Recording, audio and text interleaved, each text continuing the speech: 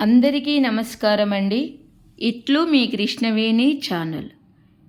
మనకు తెలుగు సంవత్సరాల పేర్లు 60 ఉంటాయని చాలా మటుకు అందరికీ తెలుసు. ప్రభవనామ సంవత్సరం నుంచి మొదలై అక్షయనామ సంవత్సరం వరకు ఉంటాయి. ఇంతకీ ఈ పేర్లు ఎలా వచ్చాయి? కేవలం 60 మాత్రమే ఉండేటందుకు కారణమేమిటి?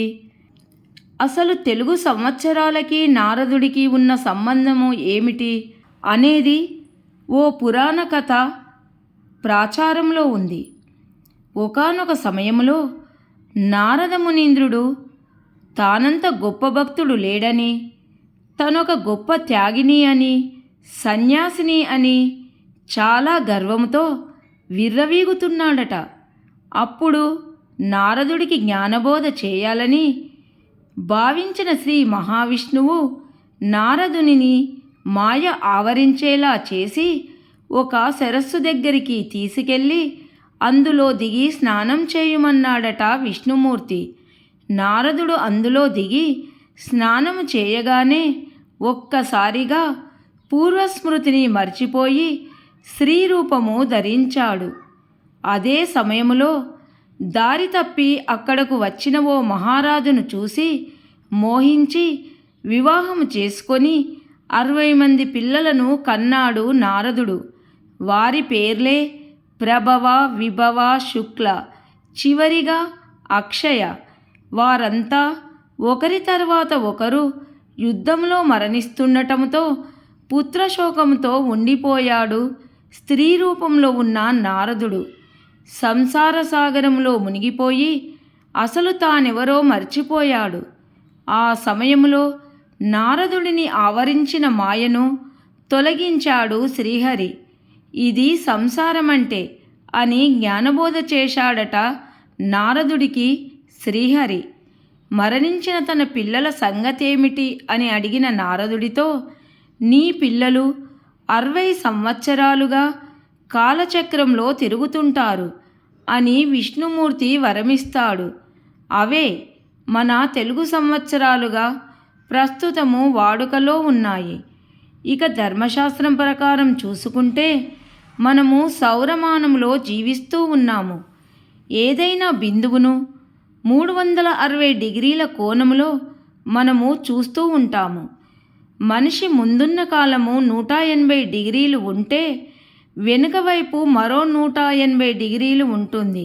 అంటే వెనుక ఉన్న గతము 180, ముందు ఉన్న వర్తమాన భవిష్యత్తులు మరో 180 డిగ్రీలు.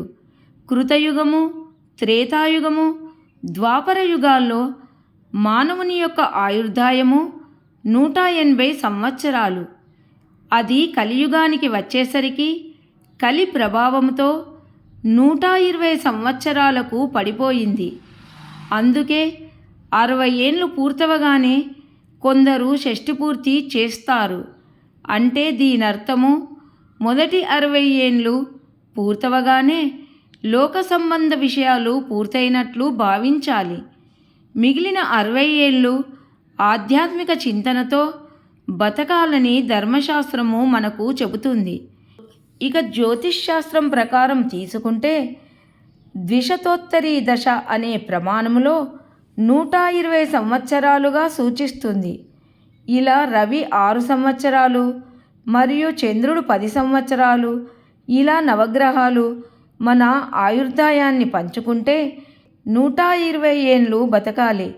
కానీ ఇప్పటి మానవుడు వయసుతో నిమిత్తము లేకుండా ఎప్పుడు దొరికితే అప్పుడు కాలానుగుణముగా మరణిస్తున్నాడు.